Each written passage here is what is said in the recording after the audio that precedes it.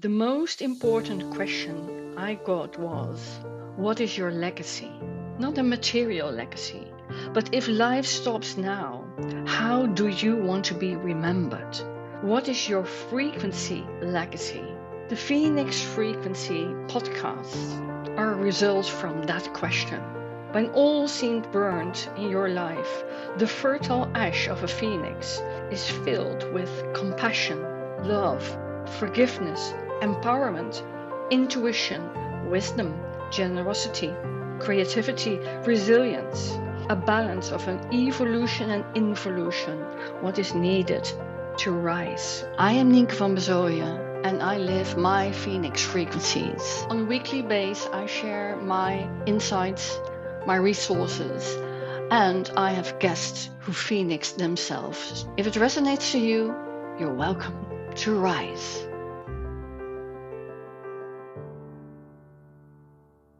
Welcome to the Phoenix Frequencies.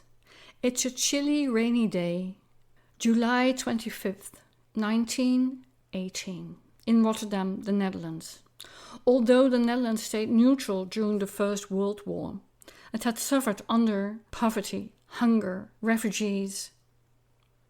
A little girl is born that rainy day. Her parents, Helena and Jacob, struggled as a young couple. A Protestant and a Catholic that wasn't accepted at that time. Helena, the mother of the little girl, insisted to name her Emma Emilie. Emma had a hard time growing up. Her father had mood swings as an alcoholic. She searched for his love and sometimes he played with her, that made her happy. And then suddenly he could turn into anger, showing her all corners of the room, bullying her. She was delighted when he offered her to learn how to swim. But when they arrived at the riverside where many children swam already, he lifted her up without a word of instruction and threw her off the bridge and walked away. Just before she drowned, she was rescued by the other people who saw the event happen. Physically, she matured early. Her heavy breast, ashamed of her periods. She was the only one. There was no money for leather shoes. Wooden shoes kept her feet warm instead. On her bike she went to school. She loved learning, reading, and often she had to wait because the bridge was open.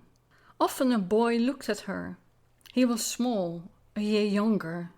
He had wood blocks on his pedals of his bike so he could reach them. Emma thought he liked her girlfriend Ali. But he was more interested in her. His name was Nicholas. His parents struggled too. He was a single child too. Like everywhere, there was financial crisis in the 30s of the last centuries, during their secondary school time. But on and off in a relationship, they stayed together. He fell in love with her dark brown eyes and her nearly black hair. She fell in love with his long, tall, elegant hands. When Emma was nearly 17 years old, she got a baby brother. And she did everything for him and with him because all the love she had inside flowed over to the little baby in need. Nicholas supported her. On and off, both parents forced them to end the relationship. They saw that only solution, what was left, if they weren't allowed to be together, to create a reason. In spring 1939, Emma got pregnant. August 9th, Nicholas and she got married and they moved in with Emma's parents at the attic. At a freezing cold afternoon in January, Nicholas wanted to take pictures of the snow in Rotterdam. It turned out in a very long walk, and that evening their son was born, my father. 3 months before the Nazi regime bombed the city of Rotterdam and invaded the Netherlands. Emma's mother was ill and Nicholas and Emma took care of 2 young children, Emma's baby brother and their own son. They grew up like brothers, survived the Second World War from starvation. Nicholas made a big promise to Emma. He would make sure those boys would never have to suffer in poverty. They would receive love and a home and a family connection And that's how he wanted them to grow up, and Emma agreed wholeheartedly. Emma learned how to make her own clothes, went to all kinds of fashion shops and practiced just as long as she needed to copy the latest fashion, but for them at a better price, making the neighborhood wonder where she got these beautiful designs. Nicholas really studied for about 20 years and became an accountant. Emma overcame her fears and shyness. With her children's hand in my hand, I am the lioness and I can conquer the world for them, she always said. That's what she did for my father and her baby brother, and later for me and my children. Nicholas was a single child.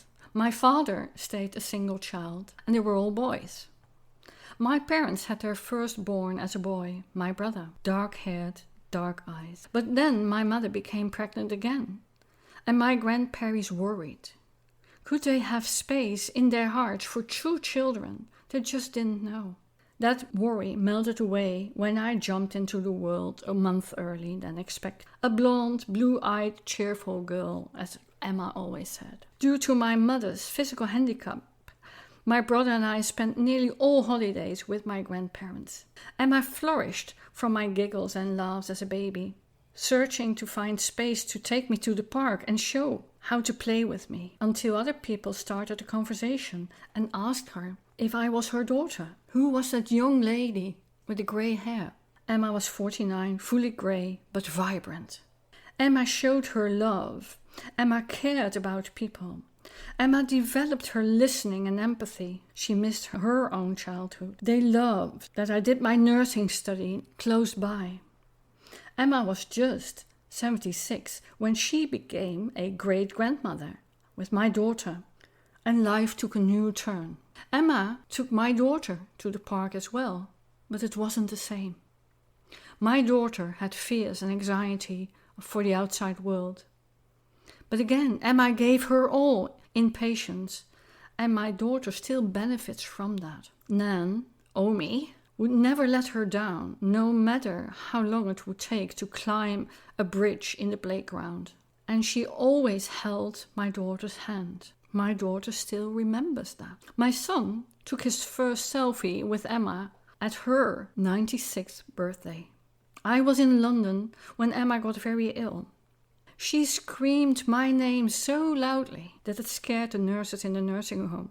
I felt restless all day and I couldn't figure out why. Even the people in the course where I was in London said, "What's the matter with you?"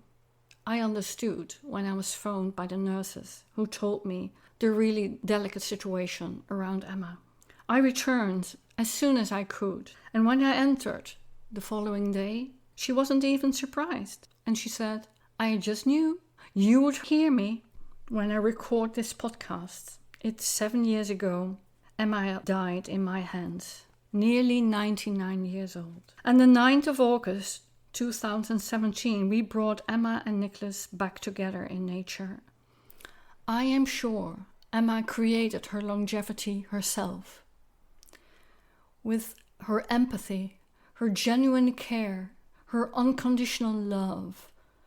She lacked herself when she was a young girl. But she gave unconditionally because she never judged a book by the cover. Because she said, you never know why someone is behaving like they do. You don't know what you don't know. You better care.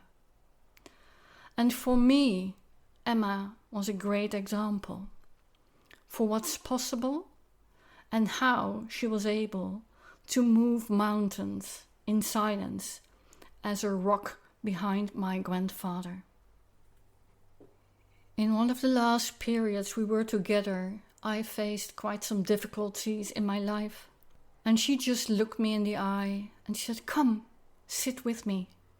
And she grabbed my hands and she said to me, "Here, feel my hands while they're still warm. Now I can. And when you have to face another difficult time, please remember these warm hands when I'm gone." And I can. She's always close to me. She's my guide. in another space.